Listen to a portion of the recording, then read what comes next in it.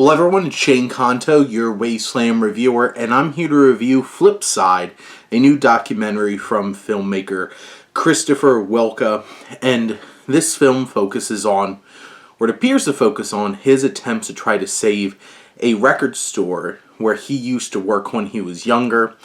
But really this film is about Welka confronting his own midlife crisis, trying to process the fact that he makes commercials but he really wants to be a documentarian, and reflecting upon all the different projects that he never got to finish and all the roadblocks he saw along the way, while also trying to help this record store. Or does he? And that's the thing about this film, is the first 10 minutes or so, it's all this setup. And this is all very first-person documentary style. It's more like... this film feels more like a diary, a video diary for this man processing his own experiences. And the first 10 minutes is all just this set about him and his perspective and his journey. And then it finally feels like, okay, we made it to this record store. And then it's like, well, I didn't get around to making the documentary until 10 years later. And this is all that happened in between then. And it's this whole entire push and pull of this experience of this man dealing with his own limitations, his own procrastination, his own struggle to really push through and finish a job.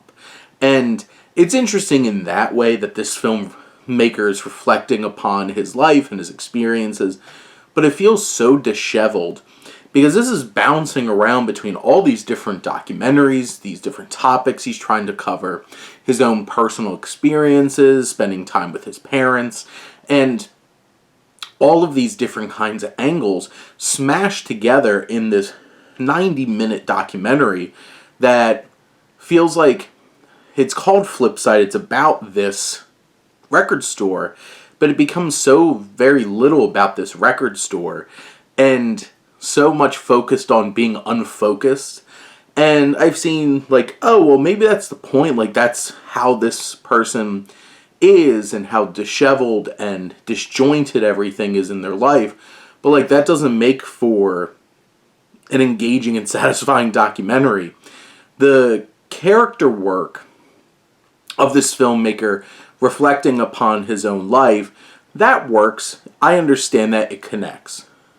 But each of these little vignettes of different things, whether it's talking to trying to make this connection of David Bowie making this song about this one place in New Jersey, or this writer and including Judd Apatow, and this, or this woman trying to finish this book, or all of these different things feel so incomplete. And it all just feels like this film is a bunch of pieces just thrown into... it's basically, what if you threw all the ingredients to a gumbo or a stew into the pot and then didn't cook it enough? And it's still just floating there separately. Sure, you might taste each of these things separately and you might enjoy them, but it never really comes together as something cohesive or engaging enough. But this film is 90 minutes. It's watchable. You really get to understand this filmmaker. And each of these little vignettes could have worked in their own way as these little short documentaries. It doesn't fully come together, but it's hard to say that this isn't at least engaging, isn't interesting, and has plenty of interesting stories to tell. It just feels pretty incomplete in the way that it pulls it all together. And also, I feel and continuously leaves this one record store that this is named after, that this is supposed to be focusing on, as a afterthought.